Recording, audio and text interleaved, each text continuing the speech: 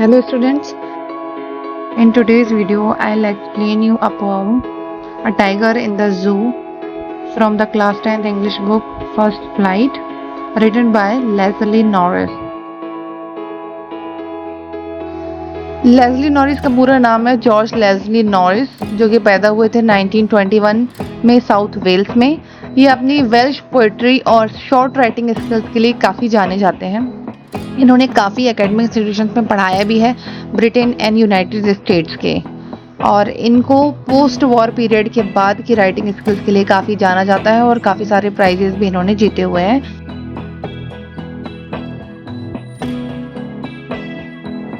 So before we start the poem, this poem is about a tiger which is in the zoo, जो कि उसका natural habitat नहीं है।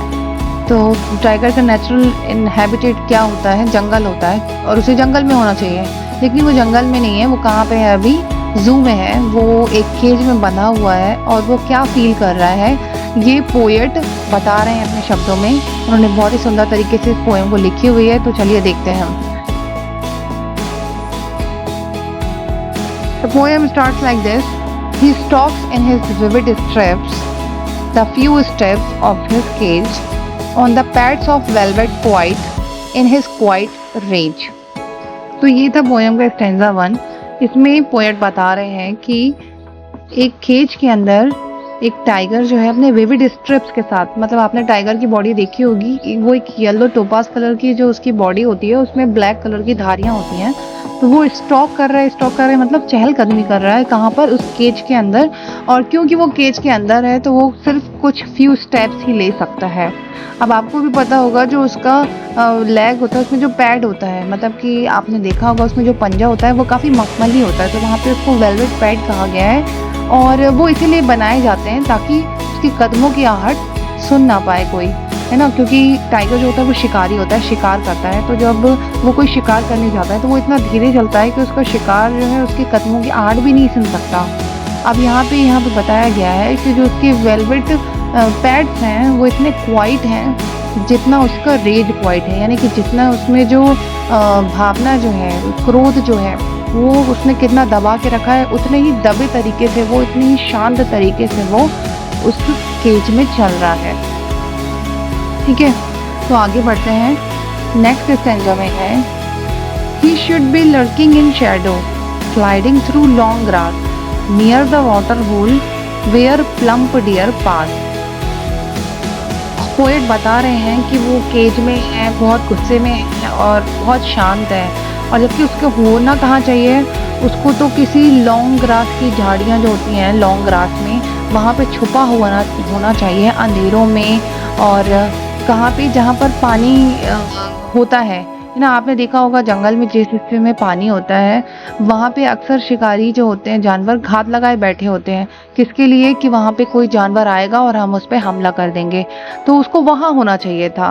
Poet बोलते हैं उसको कहाँ होना चाहिए था? उसको वहाँ होना चाहिए था, लॉन्ग ग्रास में, झाड़ियों के पीछे छुपा हुआ होना चाहिए था, किसी पानी की चीज़ के पास, यानी कि वाटर बॉडी के पास, लाइक तालाब के पास या नदी के पास, जहाँ पे कोई प्लम्प डियर आ रहा हो, कोई अच्छा तंदुरुस्त डियर जहाँ पे पानी पीने आ रहा हो, वहाँ पे उसे होना चाहिए था।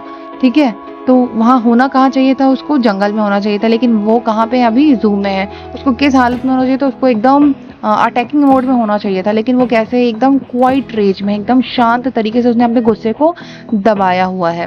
थर्ड स्टैंजा में पोएट लिखते हैं He should be snarling around houses at the jungle's edge, baring his white fangs, his claws, terrorizing the village. अब स्नार्लिंग का मतलब होता है गुर्राना। अब आपने देखा होगा कि जब इंसान उनके इनहैबिटेट में कब्जा करने लगता है, मतलब जंगलों की तरफ तक अगर विलेज फैल जाए, तो कभी कभी टाइगर भी आ जाता है विलेजेस में, है ना। तो पोएट का कहना है कि उसको उन विलेजेस के आसपास के घरों के आसपास गुर्राना चाहिए था जो कि जंगल के किनारे पे बसे हुए हैं। अब गुर्राने के टाइम पे आपने देखा होगा कि उसके जो वाइट नुकीले बड़े जो दांत होता है उनको फैंग कहा जाता है, तो वो दिखाता है और अपने पंजे दिखाता है। और वो ऐसा क्यों करता है? ताकि उससे गांव जो है टेरराइज हो जाए और वो वहाँ से छोड़ के चले जाएं। इस तरीके से कुछ उसका होना चाहिए था, है ना। उसको गाँव को डराना चाहिए, उसके गाँव की उसकी आवाज़ सुन के पूरे गाँव वाले जो हैं वो डर जाएँ। उसके फैंस को देख के, उसके पंजों को जो कि बहुत ही नुकीले नाखून हैं, उसको देख के गाँव वालों में डर होना चाहिए। पर वो कहाँ है, वो इंसानों के बीच है, जो कि उसको एक अम्यूज़मेंट के लिए देख रहे हैं, उस पे लोग हँस रहे हैं, उसकी बेबसी पे लोग हँस रहे होते हैं। But he is locked in a concrete cell, his strength behind bars, stalking the length of his cage, ignoring visitors.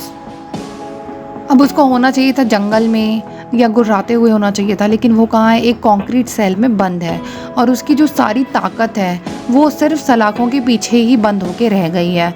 और वो सिर्फ कहाँ घूम पाता है, सिर्फ केज में ही स्टॉक कर पाता है, घूम पाता है, और वो अपने गुस्से को आने वाले विजिटर से दबाए हुए है।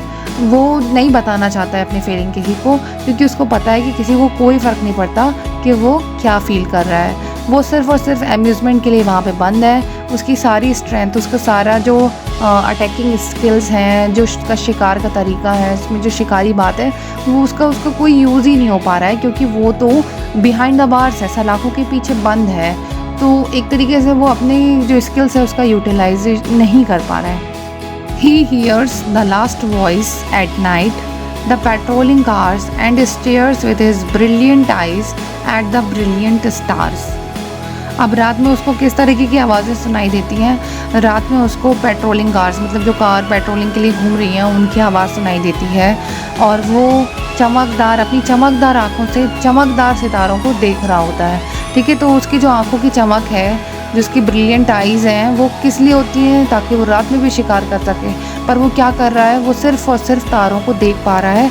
और उसको कौन-सी आवाज़ें सुनना चाहिए? उसको जंगल की आवाज़ें, हूटिंग और बार्किंग और ये सारी चीज़ें, उसको बर्ड्स की आवाज़ें सुनना चाहिए, जो भी जंगल की आवाज़ें होती हैं।